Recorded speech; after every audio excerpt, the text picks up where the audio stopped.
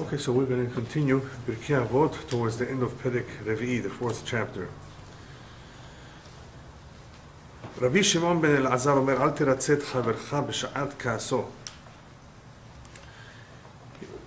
Rabbi Shimon ben Elazar teaches us a very valuable lesson in life. It's all about timing.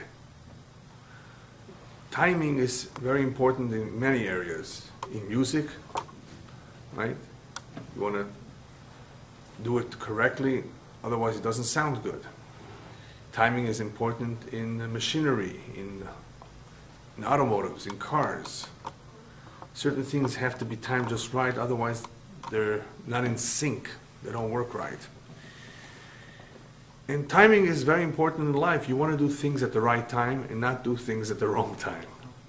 And that's what he emphasizes here. And uses the following example. Don't attempt to appease your friend, to calm him down when he's very angry. Whether he's angry at you or he's angry at others, but especially if he's angry at you. There are certain ma'asim, there are certain actions that, as noble as they may be, and appeasing and calming somebody down is a noble thing to do. It's the right thing to do. But you have to be careful that you do it at the right time, with the proper sensitivity, otherwise it could backfire. You're attempting to do something good, something right, you have good intentions, but good intentions alone is not enough. It has to be done with sensitivity, it has to be done just right, at the right time. So the timing of something like this, as sensitive as this, as calming somebody down who's very, very upset, very angry, is very critical. You know, there's a saying, be smart, don't be right. Have you heard of that? You know, some people want to do something, some people want to say something because they think they're right. Yeah, but be smart. It's my right of way on the street. But I see a car is not stopping. It's red for him, but he's not stopping. But I'm right. Be smart. Don't continue. Right? You understand? That's the idea. Be smart. Don't be right. So here, you know, we want to do the right thing. Yeah, but be smart.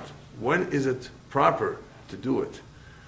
When should you approach him? When should you attempt to calm him down? Not when he is very, very angry. That's not the right time. It is a very, very sensitive thing to do. You want to succeed, of course, in what you do. And when a person is very, very heated, you want to let him first calm down. Because if you attempt to appease him, to calm him down at that point, you may even get him even more upset. And he could become so upset to the point where later on reconciliation with him will become more difficult.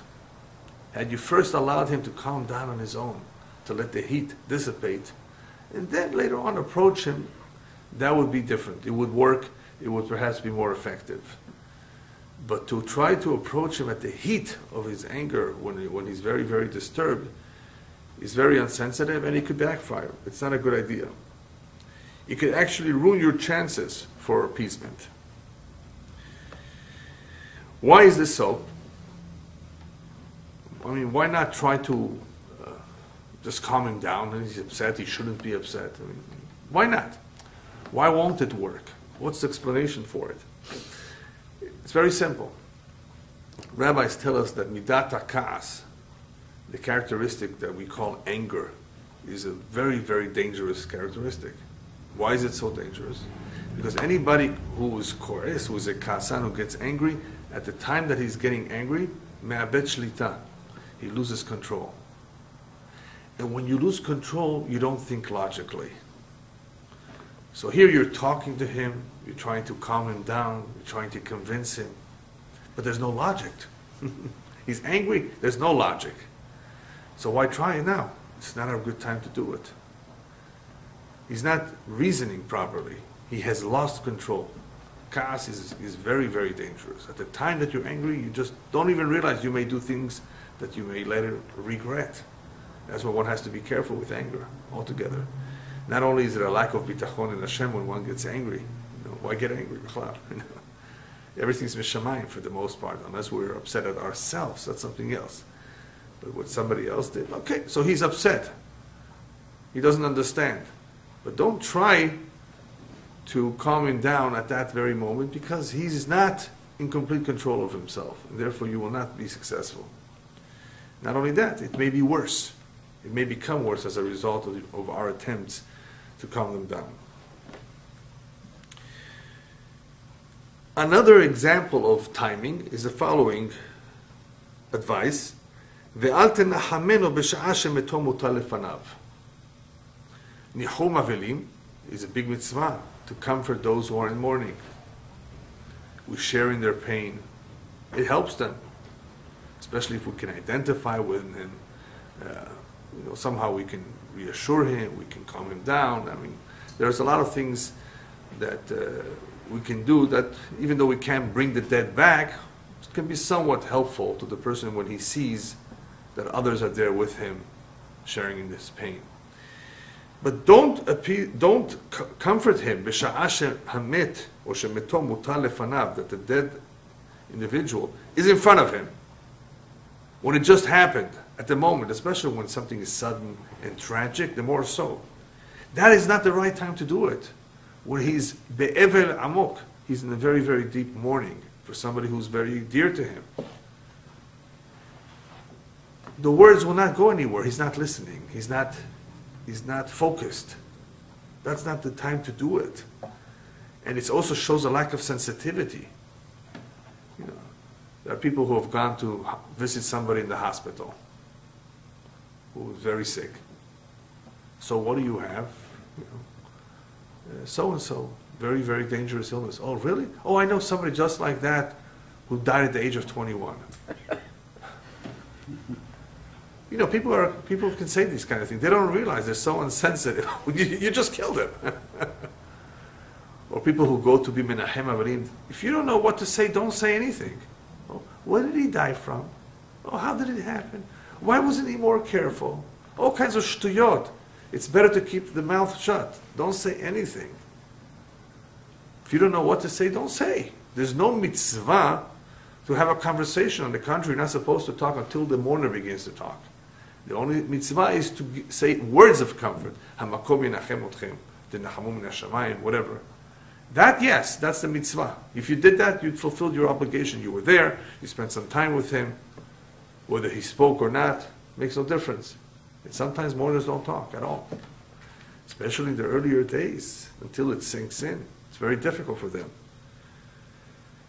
So the timing for Nichum Avelim is not b'sha'ah shemeto mutal lefanav. That is why there's a custom even not to go right away, to go on the third day. Even though, of course, you want to complete the minyan, you want to perhaps say Mishnayot, depending on how close you are to him, you want to be there maybe every day. But one has to be careful what he says when he says it, including when meto mutal lefanav. I mean, that is also a very delicate moment. Not to just, even though you mean well, so what? To be effective, to do it right, you want to do it at the right time. That's not the right time. The rabbis tell us, basically, they know that's not the right time, which is human psychology. People are sensitive, some more than others.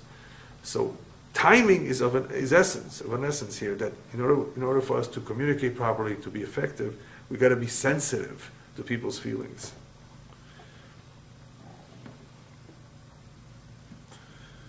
What can we do when a person is very, very deep in his sorrow, in his mourning? What can you do?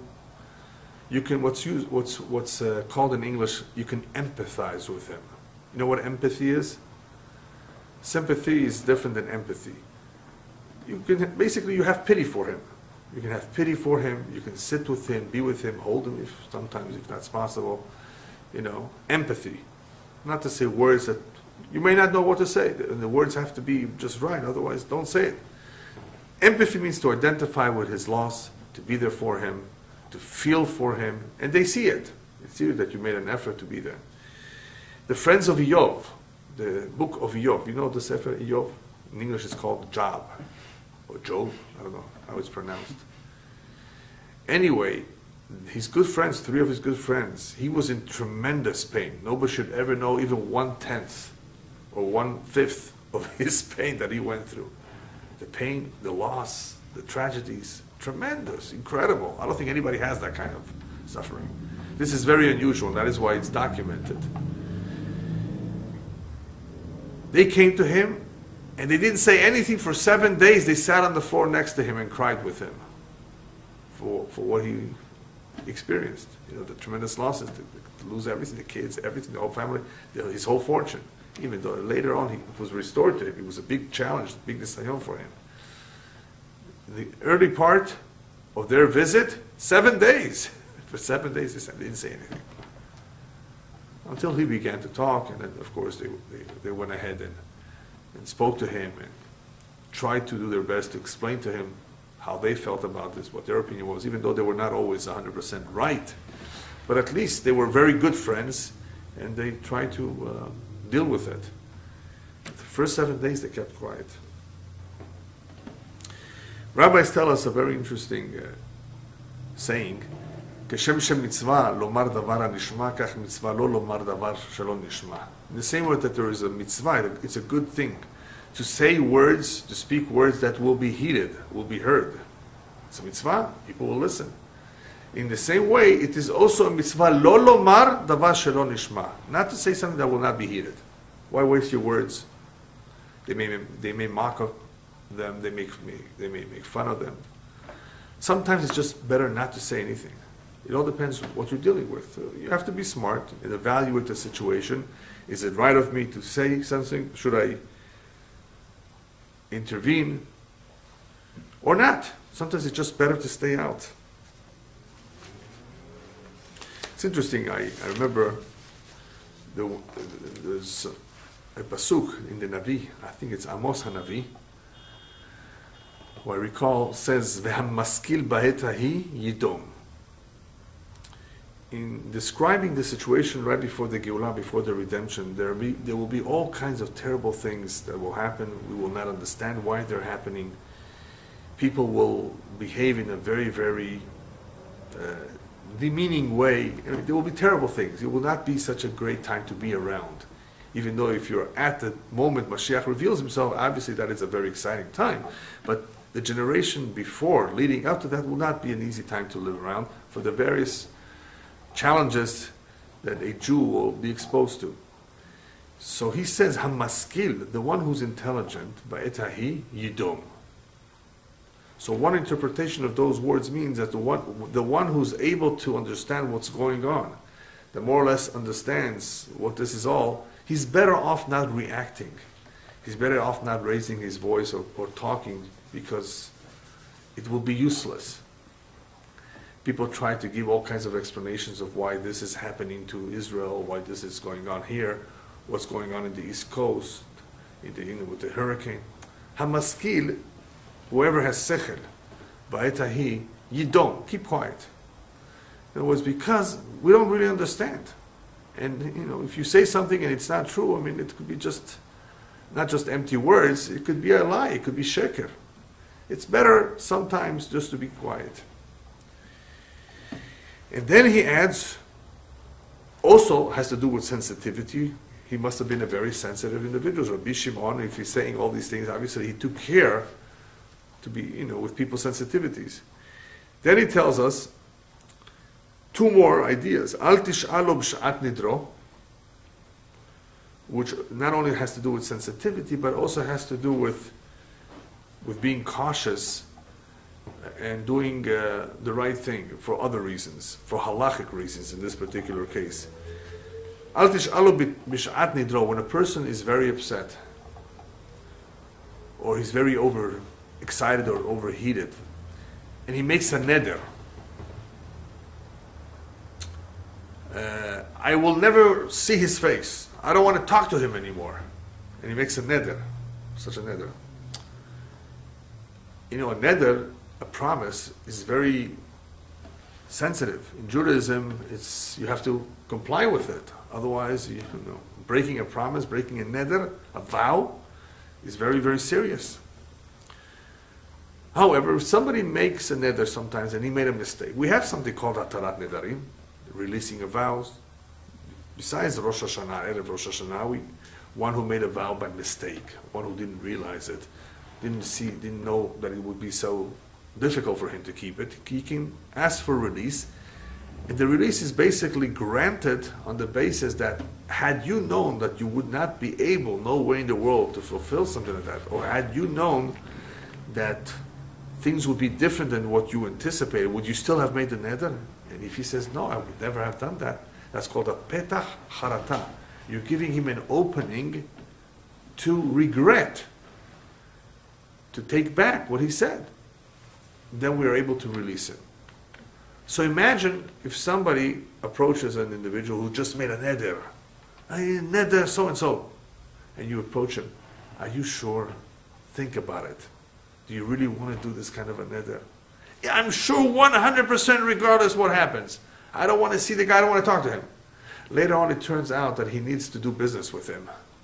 He's the best customer or the best client or whatever. He needs to, otherwise he'll go broke. He really needs to do business with him. Since he already said, no matter what happens, at the time you asked him if he's serious, he says, yes, I'm serious no matter what, he can't go to the rabbi later to release his vow anymore. There's no more petach harata. There's no more opening. Because what is a petach harata? An example of an opening. Had you known that you eventually may need to do business with him, would you have made such a vow? And he would have said, no, of course not. Had I known, I would not. Okay. So we grant him the release. But if you ask him at the time he's making the neder, are you sure? I'm sure 100%, no matter what happens. Those words are basically going to block his chances of releasing himself from this vow. So, al tish'al lo b'sh'at nidro. Be careful, be sensitive. He's not thinking straight. Same like the kas, like the anger. Be careful. Wait. Because later on, he may feel differently. And the last one, very, very significant. Ve'al tishtadel liroto b'sh'at kalkalato. Don't make an effort. Don't go out of your way. Don't think that it's such a good idea to see somebody when he's bekalkalato. Kalkalato means when a person has just come down from where he was before. He was on the top of the world and now he's at the bottom. He just lost all his money. He just went through something very embarrassing. He's, in English they would say he was caught with his pants down. You know, there's a saying like that. You know, it's a very embarrassing situation, and it could be in all kinds of situations. It's kalkalato. It is a moment when a person is in really, not just bad, in a difficult economic situation, because that, you know, that can go on for a long time. We're talking about specifically on a very narrow window of time when a person is at his low. He just did something terrible. He just went through something very embarrassing, very shameful. To come to him then, he doesn't want to be seen. He wants to hide. He wants to just not be around people. During a kalkala means that his reputation was very, very damaged. His name is, you know, is not too good. You know, he wants, or he needs, I should say, time to recover from all of that. Unless you're extremely close to him, like a brother, it's different. That's very different. But otherwise, people at certain times may not want to be seen. I think a good example of this Mishnah, even though he may have had, Rabbi Shimon may have had other things in mind, I think a good example is what we actually see, unfortunately, today in hospitals. Many people are in intensive care. In intensive care, people have all kinds of pipes going into their body and out of their body. Right? Depending on what his situation, his condition is, there's sometimes people are in such a state that they don't want to be seen. They don't want to be seen like that, even by their own kids. Imagine a father, a mother. I mean, of course, a parent, the children want to take care, they want to be there for their parents. But sometimes, depending on what is happening to them, into their body, they're embarrassed. They don't want to be seen like that, you know. So that is not a time to visit. By the way, you have to ask permission from the family. Can you see somebody in his hospital bed? Maybe he doesn't want to be seen that way. Say Tehillim, yes, but in the shul, not next to him. He doesn't. right? And he doesn't want to bother. It all depends on what he's going through and how he is. People who are going through all kinds of surgeries and all kinds of operations, treatments, I mean, they may not look the way we remember seeing them, the way we remember knowing them. And it may be embarrassing. So we have to be sensitive to that and not visit them when it's not convenient for them. So that is an example of b'sha'at kalkalato, during a time when they feel very embarrassed. Wait for a better time. Be sensitive to that. Shlomo Melech tells us in Kohelet, reminds us a very important rule in life that people forget. He says, "Lakol zman ve'et lechol chefetz tachat hashamayim." There's a time for everything. Speaking about timing, there's a time for everything. There's a time to do war. There's a time for peace. Even for that, there's a time. Now, these times that Shlomo Melech spells out, many of these times, I should say, are all mishamayim. Mishamayim. Things happen. There's a time for this. There's a time for this. There's a time to get married. There's a time to have kids. There's a time. And many of these times, min hashamayim, they establish or they determine when these will happen. In other words, we don't have control over certain times in our life when certain things happen. Lakol, and everything actually has a time and place. Everything does. Wealth, poverty, in the same individual. Sometimes he will be well off, sometimes he will not be well off, sometimes business is going well, sometimes business is not going well. Hashem determines that. But the message behind the words Lakol Zman Ve'ed Lechol Chefetz Hashamayim also applies to us. At least the message, the Musar Haskel, the moral lesson to be learned from that is just like Shamayim has times. Look how Hashem knows when to do certain things. We also have to be careful with doing certain things at the right time. Just like we don't want to postpone good things for a later time. We don't want to do things too early. We want to do things just at the right time. So that can also be learned from this pasuk, Lakol Zman Ve'et. Next Mishnah. Shemuel HaKatan Omer, בנפול אויבך אל תשמח, ובקשלו אל יגל ליבך, פן יראה השם ורע בעיניו ושיב מעליו אפו. Shmuel HaKatan used to recite this pasuk. It's actually a pasuk in Mishlei. It's not his own words. He used to recite the pasuk, when your enemy falls, don't rejoice. When he stumbles, don't be happy. Why? Pen yireh Hashem, Hashem, I see you doing that. V'ra beinav, and Hashem will, of course, it will be something that Hashem will not approve of. V'heshiv me'alav apo, and Hashem's anger will be turned to the one who's being happy and remove the punishment from the one who's being punished. So first, let's try to get a little bit of background information on Shmuel HaKatan. Shmuel HaKatan was a very wise man. Some say he was called Katan because he was very humble. Some say he was called Katan to differentiate him from Shmuel HaNavi, the prophet. Either way, he was a very, very unique individual. And he would recite this pasuk quite often.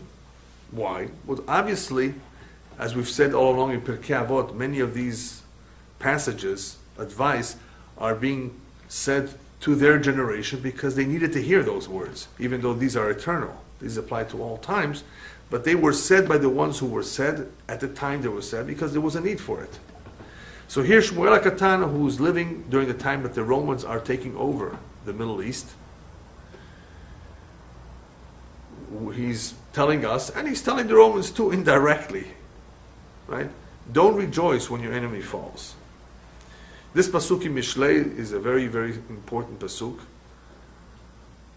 We are reminded by the Midrash that when the Mitzrim were drowning, the Malachim wanted to say Shirah, to rejoice. Hashem says, how could you rejoice now? This is not the time to rejoice. These are my handiworks. These are my creations. The Egyptians, they're human beings too. This is not the time to say Shirah. But wait a minute, but later on, Az Yashir Moshe, well, later on, not at the time that it's happening, The focus was therefore no longer on the Egyptians drowning, it was on the salvation of the Jews. That's different. Oh, Moshe Rabbeinu says, let's go ahead and say thank you. Let's thank Hashem not for their drowning, but for our salvation. The focus is that we were saved from the Reshaim, not that the Reshaim good for them. They drowned. No, the Jew never thinks like that. I always remind my kids, whenever there's a disaster in the world, whether it was a big earthquake in Pakistan, whether it was a major monsoon in Bangladesh, major flooding in the Philippines, poor fellows, homeless, right? All these thousands, if not millions of people, look what they're going through. Look at the misery they're living in. Look at the loss, the tremendous loss of life and property. These are human beings. We cannot say, oh, they're Reshaim. Chas v'shalom. Who are we to judge? First, let's be a little sensitive to the fact that this can happen anywhere, and these are human beings. And that's what Hashem wants us to do, and that's how He wants us to feel, not the other way around. Human beings. Hashem doesn't feel happy about that. That's the whole story of Yonah Ninveh that we read, on which day of the year, Yom Kippur. Obviously, we read it for Yom Kippur for other reasons too, because of the teshuvah that the people of Ninveh did. But there's more there. There's more information, more lessons to be learned there. Yonah was not excited to go to Ninveh to criticize, to reprimand, to remind them what's coming, because he knew that these people are going to easily do teshuvah. So what? What do you care? Well, the problem is, if those Gentiles do teshuvah, that will cause a kitrug, an accusation against Am Yisrael, who's being stubborn about doing teshuvah, even though I'm yelling at them day and night, Yonah says. So Yonah felt very much for his people. He cared about his people. Some prophets like Eliyahu, like Yeshayahu, like Hosea, they were very strong for the kavod of Hashem. Get them! They deserve it! Look what they did! They were very much for the honor of Hashem. Yonah was a different kind. You had prophets who was more, Hashem, don't touch them. These are your kids. Different kind of Navi, different kind of approach, and they both are necessary, of course. But there's a time for everything.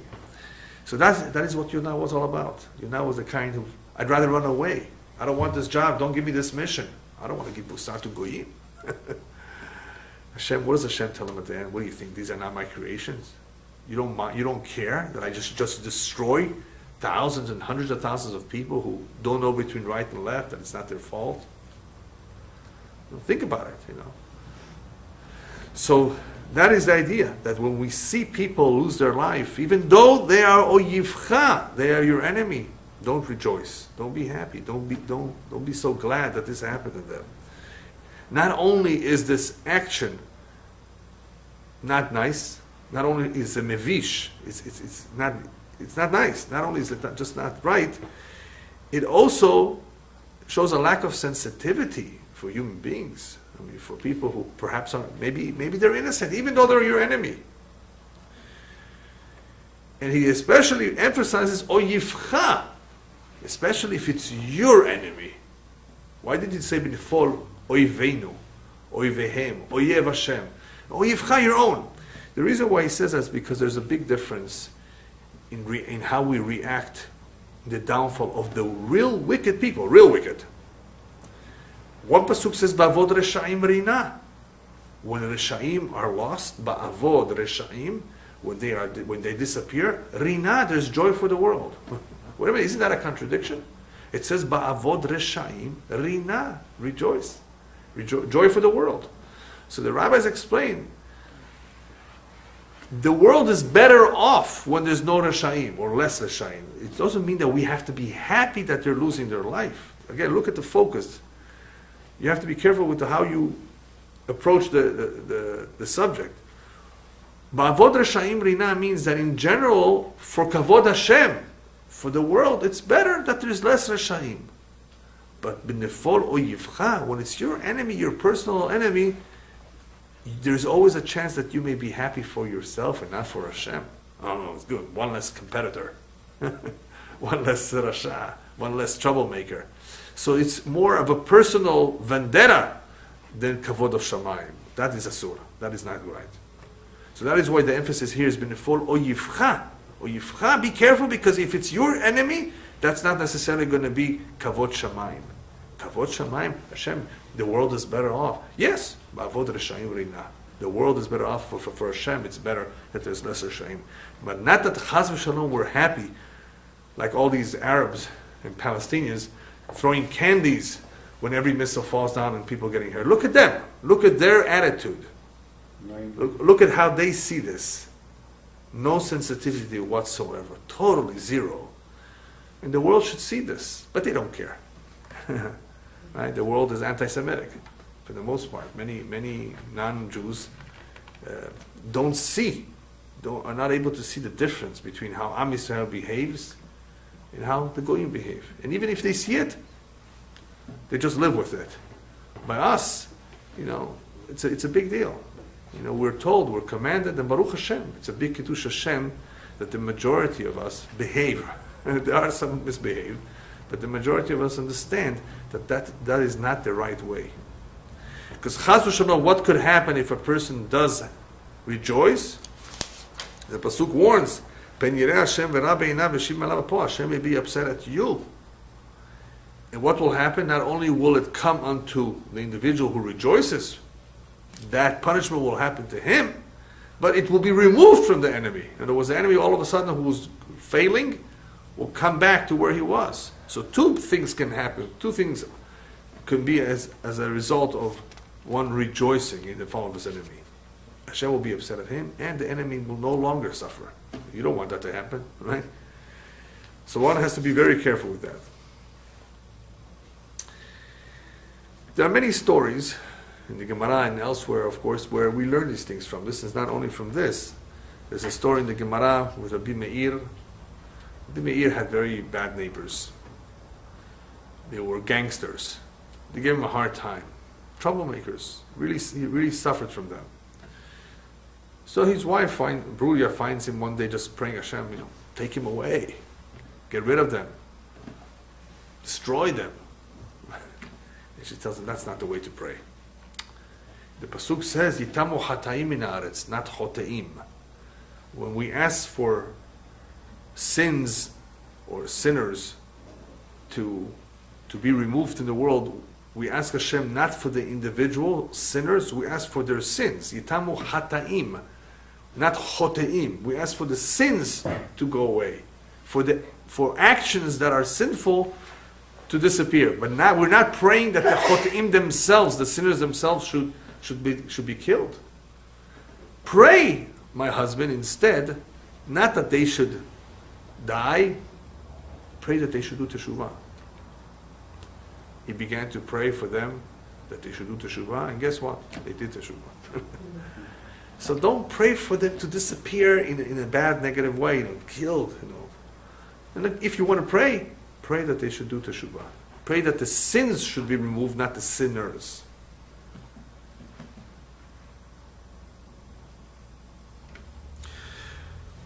One of the most fascinating prayers that, I say fascinating because here we have Shmuel HaKatan, who's a humble man, who's telling us to be careful and how we see the downfall of our enemies.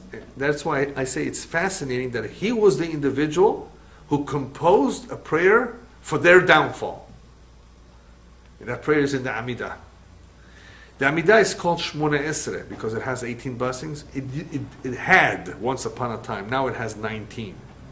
Because Rabbi Gamliel in Yavne instituted that we add an additional beracha called Laminim v'lamalshim al ti tikva.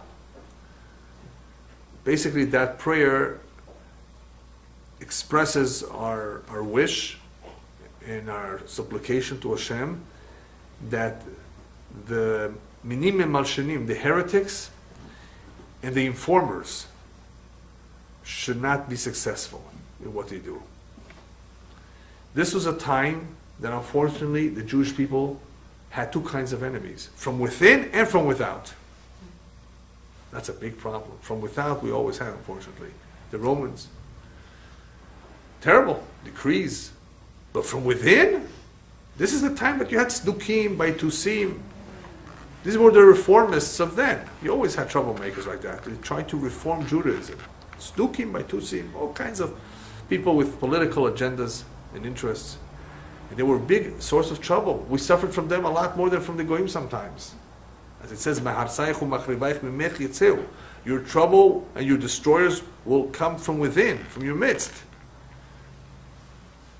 So they had no choice, they had to compose such a prayer. But why make a prayer out of it? Because the rabbis also felt that Jews had to be careful to keep their distance from these people, so they should not become like them, not be influenced by them. So by making a prayer out of it, it hopefully had enough of an impact on the Jew when he says it. Oh, these guys is minim and malshinim, perhaps I better be careful from them, I better stay away from them. So it's to help the Jews stay away from those bad influences, plus to ask Hashem to please protect us from people that we don't know. They say that they are our friends, but maybe they're enemies. And for the enemy from outside, of course, for the Romans too. So here we see that of all people, he was the most qualified to compose such a prayer. He was a humble man, because his words, his choice of words, of course, were going to be not for our own self, for our own kavod, right? That we want this to happen to them is that for Hashem, that HaKadosh Baruch Hu, please remove these individuals from our midst so that we should not have trouble performing the mitzvot. I mean, obviously that is what we want. It's not that we want them destroyed because we don't want them around.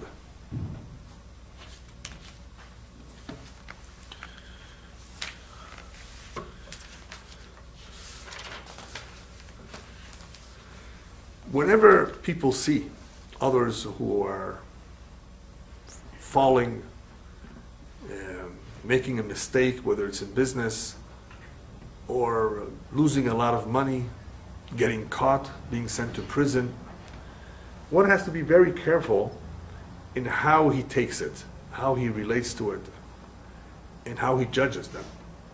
We have to be careful never to judge. We're not judges. Hashem judges. We're observers. That we have no choice. We live our lives and we observe. To observe, yeah. But don't be a judge. Be careful. Oh, he deserves it. Oh, it's coming to him. Oh, he shouldn't be careful. He should have learned. I hope he learned this lesson. All kinds of reactions that people say. And you know what it is? It's not only ignorance. Ignorance for sure it is. It's also childish. Why is it childish? Don't we all remember how kids love to laugh when somebody slips on a banana peel? And they actually sometimes put the banana peel there intentionally, and to see the reaction. Isn't that childish? I mean, an older person doesn't think of doing that.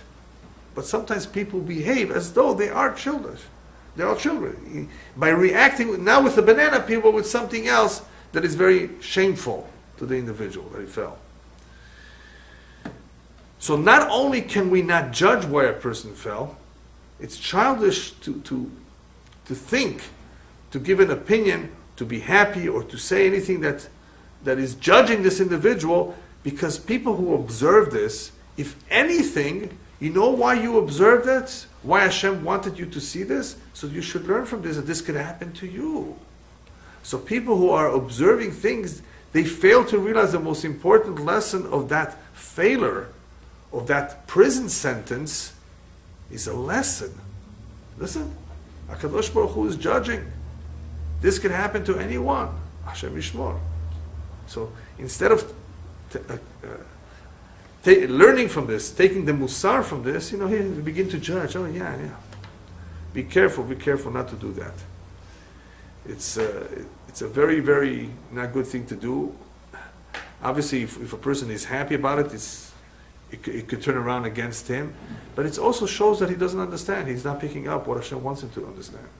Yes? You mentioned once the story, Rabbi, about the Palestine and about a landowner that had the roof removed from the tenants, and it rained. Yeah. And he said that something's going to happen to him. Just watch. And then he passed away in the street, and people knew why he died. people knew exactly what had happened. Some people remembered that you're talking about the landlord who was Yeah. very cruel to his tenants, a widow and the orphans, the girls. But in Yeah, that situation, people could judge. They could say, hey, listen. Yeah, people can look back. People who saw that, they can say, apparently, that This is a why- midah keneged midah, measure for measure. So it is, in some situations, the person can say, Yeah, you can say it only when it's very, very clear. But you have to be careful how you relate to it.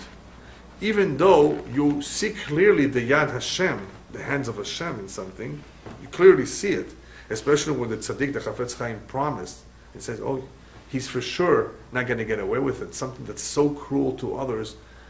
So that is different, because that we're being told something will happen. So he said so, here we see it, and we can relate to it. But if there's a major hurricane, for example, or a tornado somewhere, we can't say, oh, this is because the city must be corrupt. Or this is because... I mean, obviously, whenever something terrible happens, one thing is obvious. It's midat hadin. That we could say, because we know that's our tradition says so, that midat hadin, the attribute of justice, is at work. Obviously. It's not midat rachamim. Even though din can be rachamim too. If it's a chesed. It's something in between. But the exact reasons we are not in position to say, unless somehow somebody told us and we can see it. We can always see it after the fact sometimes, when we can relate things. Oh, you see? But look at what happened to this country. Look at what happened after many, many years. Something is happening because of something that they did years ago, generations ago. Perhaps, but we don't know for sure what the reasons are. We don't know the details. We don't have a direct line with Hashem to ask Him precisely what this is for. So we have to be careful. But sometimes, you're right, sometimes because of the information we have, we can relate that this is measure for measure, because that is true. Hashem does things measure for measure. But even then, not to be happy. Right? Not to be rejoiceful. But the Torah also prescribes that if a certain individual does certain sins, certain punishments are ascribed for those types of sins. So that's correct. The Torah prescribes certain punishments. The majority of punishments are in Olam Haba, not in Olam Hazeh. Unless there were witnesses who saw it, and then and we have a Sanhedrin, then they have the jurisdiction to judge the person. And that judgment is his own kapara, it's an atonement for that sin. But when things happen to someone because there was no beddin, you're right, it could be mitabidei shamayim, death in the hands of heaven. Even so, it could be a variety of reasons. It could be a previous gilgul, not necessarily for something he did right now. It could be all kinds of things. It's kapara it is for sure. Anything of that nature is an atonement. But the main emphasis is, don't interpret it, because we don't know exactly what the reason is, and definitely don't be happy about it, even if he's a rasha. Because perhaps he did teshuvah. And if he did teshuvah, this is just an atonement for something in the past. And if anything, now he's a tzaddik, now that it happened to him.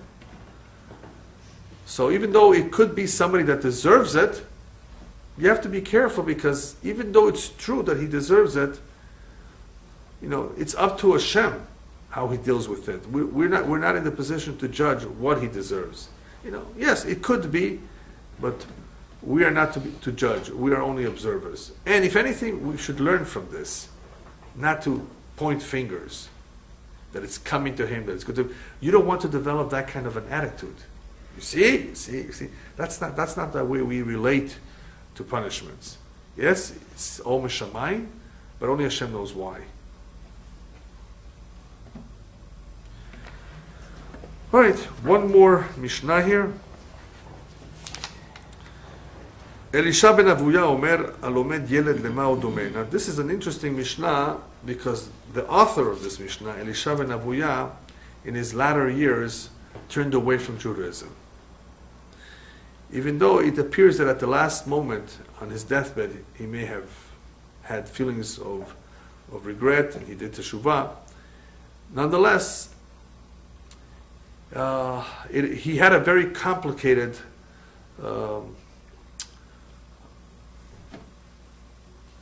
let's say a complicated situation. It was a stage in his life where, according to one incident that happened in Gemara, he was one of the ones that went into the Pardes. He went to study deep Kabbalah, and he was hurt from it. There were others who died, there were others who went crazy. Rabbi Akiva came out sound and healthy from it, but he was scathed, he was hurt from this. And I think, my personal opinion is that it had to do with that. It had to do with that, but it also had to do with philosophies back then, alien philosophies of the non-Jewish world that perhaps he absorbed. And, people have their breakdowns in life just because of circumstances, all kinds of things. So it's difficult to judge, and it's difficult to know what exactly was going on in his mind. All we know is that he did battle with himself. In other words, he was going through a hard time emotionally, psychologically, with certain doubts that he had, philosophical doubts, which of course affected his emunah. And as a result of him being hurt in the way he saw the world, he stopped being observant of the mitzvot. So imagine, this is a great rabbi, who at some point later on in his life was affected somehow to the point where he was so disturbed he couldn't fulfill the mitzvot in the same way that he did in the past. So he stopped and he went off the derech. Nevertheless, the rabbis tell us that Rabbi Meir, who was one of his main students, still gave him the respect, still learned from him. And they asked, how could you still learn from him? So they said Rabbi Meir was such a smart man that he knew when he saw a pomegranate, to just take the juice and throw out the peel. In other words, he knew to sift the good from him and not chas v'shalom to take any bad influence from him. Because when you get close to somebody, you may learn the wrong things too. So he was so smart that he was able to know what to accept and what not to accept. And even Elisha ben Avuya, there is indications, of course, that he was careful not to mislead his own students. At least not Rabbi Meir. In other words, he told Rabbi Meir, who was following him on a horse on Shabbat. Elisha was on a horse on Shabbat. So he was obviously doing something that it was not right. And Rabbi Meir left his shiur when he heard he was coming by, and he went with him, and they had a whole discussion. He was answering and talking back and forth and learning. And Elisha says, stop here, go back, because after this point is Tchum Shabbat. This is the limit of where you can walk on Shabbat. On Shabbat, out of the city limits, you can only go 2,000 amot, not more. Tchum Shabbat. So you see, he was telling him, be careful. After this point, I counted, he says, I counted the steps of my horse. That's how he says. I counted, all the steps, and I figured it out that by this point it's Tchum Shabbat. So head back home. So this is Elisha ben Avuya, very, very smart man. Nonetheless, something happened, and he was still smart, but he was affected. So here a Mishnah is being quoted in his name, because he said this before he was affected. Obviously you can find other explanations that even though he could have said it later on too, nevertheless the words are valuable. Still, if you see what he says, it appears that he's saying it also when he was younger, and that is why it's recorded here. Very important words that he said. Elisha ben Avuya omer halomed yeled lema hu domeh. What's halomed yeled? Some say that the meaning of these words is one who teaches a child, and some say the meaning of this word is one who learns when he is a child. So there are two ways of interpreting this, and they both are correct, because the message is the same. Whether you're teaching a child or whether you are learning as a youngster, it is much more valuable than when you learn when you're older, much older. When you teach a young boy, or when you learn when you are young, to what is this compared? Lidyok tuval niyar chadash, to ink being applied to fresh, clean, white paper. Fresh, clean, white paper, you put ink, it's legible, it stays, it lasts. V'alomed zaken lemao domeh. If you learn in your older years, or if you teach somebody who's older, what is that compared to? Lidyok tuva niyar mahuk, to applying ink on a paper that has been written and erased various times. What you write now will not be so legible because there's still leftovers from the other ink. And the paper is not so clear anymore, and it may not stay as well. Therefore, invest as much as possible in learning yourself when you're young, when the retention is better, and make sure you teach to those, of course, who are young. I mean, you can teach those who are older too, because whatever you teach to them when they are young, they have a better chance of retention. Older people, you ask them what they ate for breakfast, they don't remember. What they did 45 years ago, they remember very, very clear. 45 years ago? Yeah, do you remember what you had for breakfast? No. What did you wear yesterday? Hey, the long-term memory is better than the short-term memory. That's what they say. And that's part of what he's saying. He says, be careful not to waste your younger years. Precious years. I wish I could go back to when I was 18, 19, 20. Obviously, there's some benefits to the later years too, we'll soon see.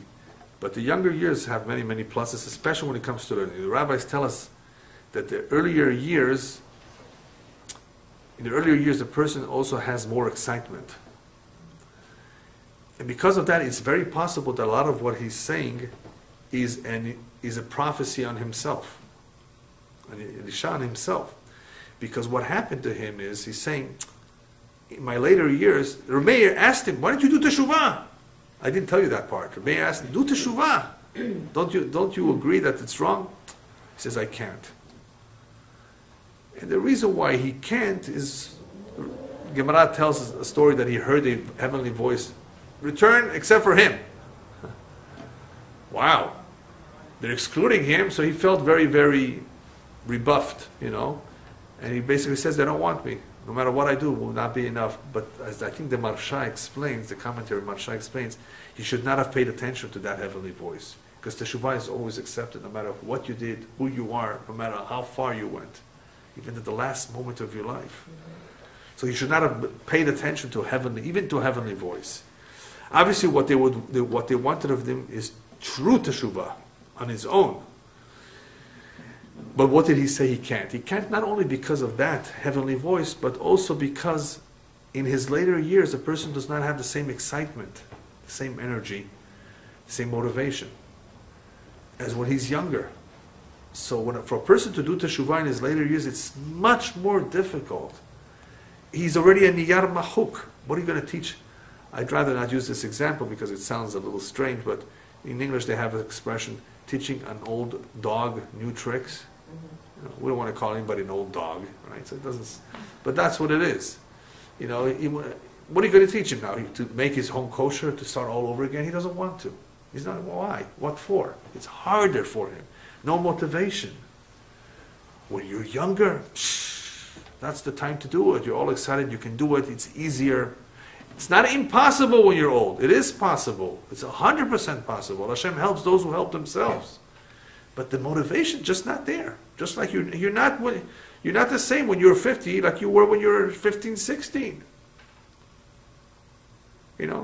I used to be able, when I was a teenager, to dunk the basketball. Put it in.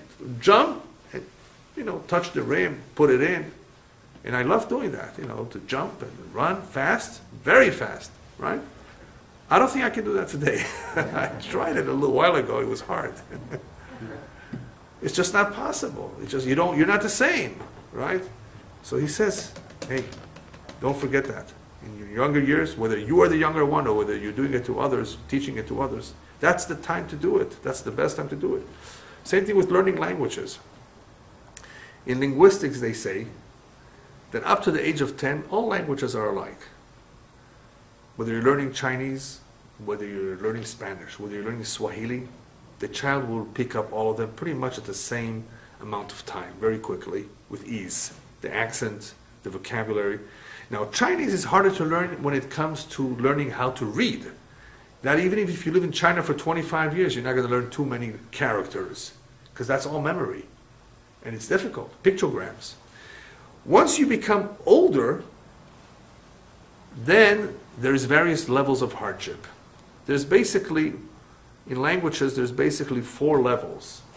3 to 4 levels of hardships in languages. The State Department, in teaching diplomats, has a whole scale of how many weeks they allot for somebody to learn Spanish, Italian, French, the easier languages, especially Indo-European, that they have many words in common with English, right?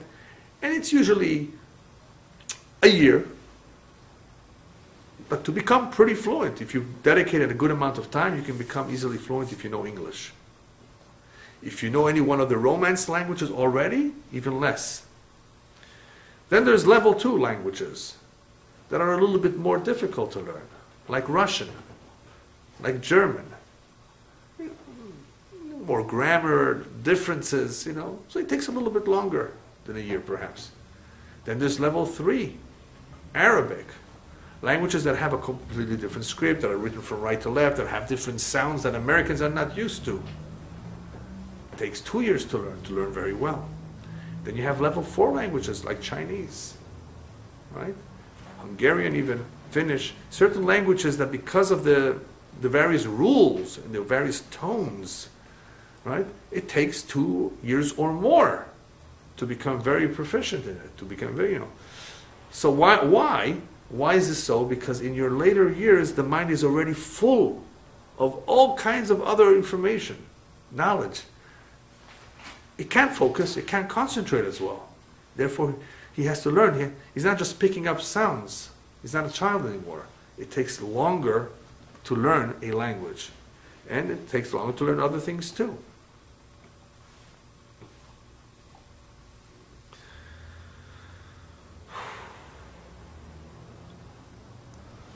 So anyway, that is the significance of learning when you're younger. It's so much better, but it's not impossible to learn even when you're old. It's always possible to learn. It's different. Rabbi Yossi bar Yehuda ish kfar bavli omer, halomed min aktanim lemau domeh, when a person learns from the youngsters. Now, Rabbi Yossi wants to tell us the opposite. You said about the advantage of the earlier years, the youngsters. Now let me tell you something about how the older people are better off than the younger. Halomed min aktanim, if you learn from children, lemau domeh, he's compared to leochel anavim kehot v'shoteh yain megito. It's like eating unripe grapes. Rire? Rure? You remember that? You use it for the rice? Choresh. For the choresh, you use it? Choresh, yes. Rure. Yeah. Anyway, but you wouldn't want to eat it by itself, right? Too sour. That's what this is. Ochel anavim kehot. You learn from children, you're eating, it's like eating unripe grapes and drinking yain migito, drinking wine directly from the vat. It's not as sweet yet. Fresh, squeezed, it's not sweet. It's not as good. What is good? If you learn from the older ones, eating ripe grapes, it's like drinking old wine, sweet, strong. Why? Why is there a difference in this case between the older people in the younger years and the younger people? An older person kana chokhmah, hopefully he has acquired. He's not only old in age. He's older in that he acquired chokhmah v'nisayon, knowledge and experience. That's sweet. The wine has had time to sweeten, to age. The grapes have become sweet with the sun. They've ripened. Very, very different taste completely. To learn from children, they don't know what they're talking about. All this excitement is no good in some ways. In some ways it's good, in some ways it's not good because they might not be thinking straight. They don't have the experience. It's interesting, I wrote down here what Mark Twain once said, and this is really funny. But it's funny, but it's so important that I figured I'll share it with you. He says, when I was a boy of 14, My father was so ignorant that I could hardly stand to have the old man around. But when I got to be 21, I was astonished at how much he had learned in 7 years.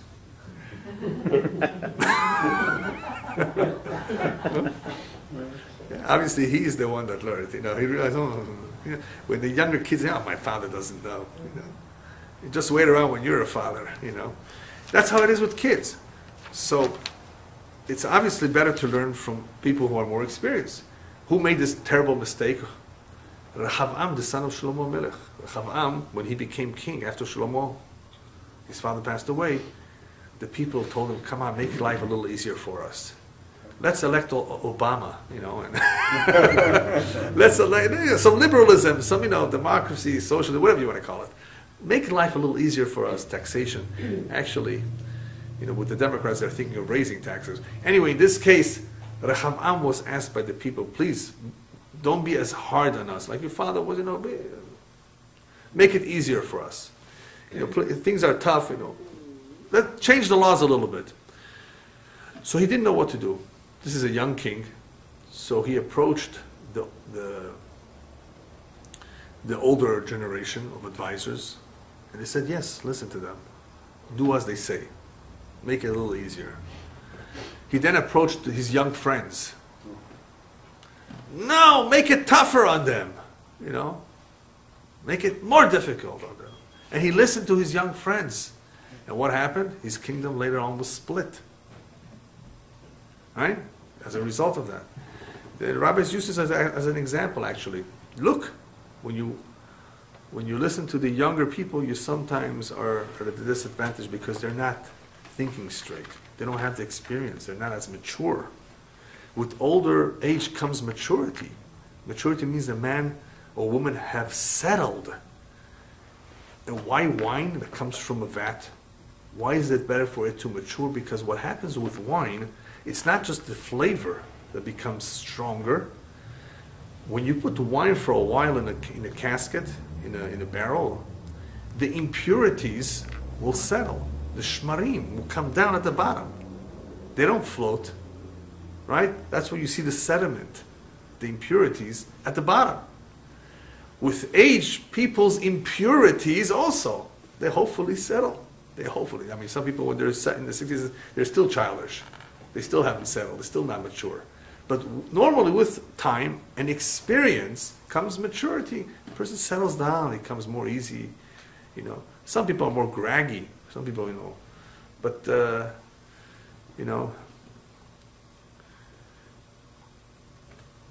ordinarily, what age does, what time does is incredible.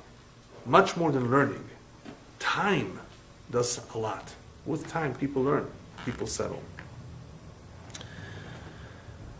Rabbi Omer, and finally Rabbi tells us something in between the two. So we have two opinions in two different kinds of situations. The young are at an advantage in learning. The older are in an advantage of us learning from them. Now comes along Rabbi and Omer. It's not always what you see. Rabbi Omer, Al tistakel bakankan ela b'ma sheyesh bo. Never look at the jug, at the jar, from the outside. Look at the contents. The outside appearances are misleading. He's young. That's an appearance. But perhaps he's smart. Or he's old. Yeah, but he's ignorant. So it's not, in other words, you can say Rabbi is telling us two lessons here. One lesson is saying, don't only judge a book by its cover. Don't judge a person by his age. See what he knows. And therefore he's trying to make a compromise that it's not always the age. But he's also telling us, be careful in life in general, because outside appearances can be very misleading and deceiving. Shlomo Melech therefore points out, listen, sheker achen ve'evel hayofi, when it comes to choosing a wife, be careful with just outer looks, beauty, sympathy, grace, chen. Isha yirat Hashem, if she's God-fearing woman, hititala, she's praiseworthy. She's what you should look for. That's more important than anything else. That's what really matters in life. Person beautiful, it's okay. If she's also God-fearing, then you're a lucky man. Then you got both. But that by itself is nothing. Not only is it nothing, if it's only beauty, And if it's chen, chen is also misleading. Sheker achen, hevel hayofi. Yofi is vain by itself, but sheker achen. The outside appearances can be very, very deceiving. So Rabbi Omer, אל תסתכל בקל אלא במה שיש בו, יש כאן חדש מלא ישן, וישן שאפילו חדש אין בו. There are some jugs that are new. They're new, but they're malei yashan, they're full of wisdom and knowledge. Yashan, there's sometimes older people, old jugs, shafilu chadash but there's nothing in there. It's sour, it's empty. He's older, so what if he's older? He doesn't know anything. He's not experienced. So ultimately he's using, of course, this example to tell us that even an individual who's young can be very knowledgeable, even an individual who's old may not be so knowledgeable. But in the end, the lesson here is also very important in other areas of life, that we have to be very careful by outside appearances. And this is unfortunately very, very true when it comes to hypocrites. Chachamim were very concerned about the tzvuim, the hypocrites, the people who are doru, two-faced people, who they appear one way on the outside with long beards until their knee. Long beards, long peot too, right? And they pray and they very fervently, and they put on 3 pairs of tefillin. I'm going to say 3. I don't think anybody does say 3, but 2, 3 pairs of tefillin. No, but they're wicked, or they're rotten, or they're corrupt. How do you know? You have to be very careful with these people, because don't judge the book by its cover. Get to know the person. There was once a very important, I think it was a Roman lady, who asked a rabbi who was not such a good-looking rabbi, but who was very, very smart. He said, how could it be that such great intelligence in such a keli, a vessel that is not so clean and not so beautiful? You would expect chokhmah to be in beautiful vessels, in a beautiful body. So he says, I have an idea for you. You have a lot of wine in your cellar? He says, of course. I host a lot of parties. And where do you have them? You keep them in these barrels, wooden barrels. He says, wooden barrels? You're a rich woman. Why don't you, I have an idea for you. Next party you have, why don't you store them and put them in your gold and silver vessels? It's much more presentable. It looks better. And imagine, it might even taste better. So she did it. When she served it, it was all sour. And she came back, what do you tell me to do? I basically wanted to teach you a lesson, that it's not the vessel, the gold and silver. That's not where you store wine. Wine you store dafka in wood, simple wood, not gold and silver. Same thing with chokhmah. Chokhmah does not necessarily go with the beautiful outside appearance. That's not necessarily where it's going to reside. It may reside in those who are eager to learn it, those who are devoted to it mostly, those who will appreciate it. That's where they will gain, the Torah will gain from it. The Torah just doesn't want to be with the people who are high class if they're not going to learn it. Oh, but they're beautiful looking, they're handsome, so what? They're dressed well, so what? Torah wants to be appreciated. Where does it belong? In wooden vessels, humble people, simple people. That's where it does best. That's where it will taste better. And finally, if you cannot judge a book by its cover, how do you judge it? Is there any way to judge a person? So there is a saying, rabbis tell us, Shlosha nikarim b'ma'asehem. 3 individuals can be recognized by their deeds, by their actions. A gibor b'milchama, somebody is courageous, you can detect, you can see, identify it at times of war. You can see who's heroic, who is courageous.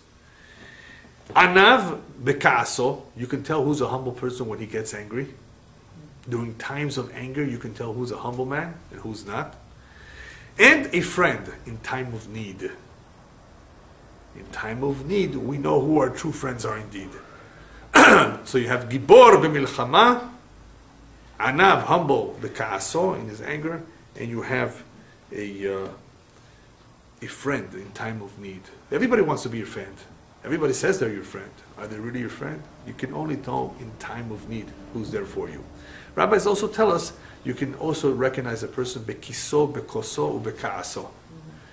How he uses his pocket, in other words, in how he handles his money, in business matters, that's called kiso, koso, in how he drinks, or when he drank, when he's drunk, what he says, does he curse? And bekaaso, when he's angry, is he controlled? How are his mannerisms during those times? So even though it's hard to know someone, only Hashem knows a person's heart really, really well, more than us. We only can see from the outside, we don't really know. But there are certain things that give away a lot about a person, how he really is. Even though we're only human and we all make mistakes, but we're talking about here generally speaking. Is he a God-fearing man or not? There are certain signs to look out for. Is this person careful that he doesn't talk in the middle of the prayer, in the middle of Kriyat Torah? That is, believe it or not, that is a small detail but tells a lot about a person. Does he talk on his cell phone in the shul, in the Bet HaKnesset? Right? Does he yell? This says a lot about him. Because Yirat Hashem is the foundation of everything. If we have a foundation that's based on the fear of God, then that affects all of our actions. And that is reflected on what we do. So to recognize, of course, a person as best as possible is look at his ma'asim, at his tochen, at the inside of him, not at the outside. That's misleading. Get to know him a little bit more from the inside, and that is how you'll be able to have a better feel for him. Okay. We'll stop. Stop.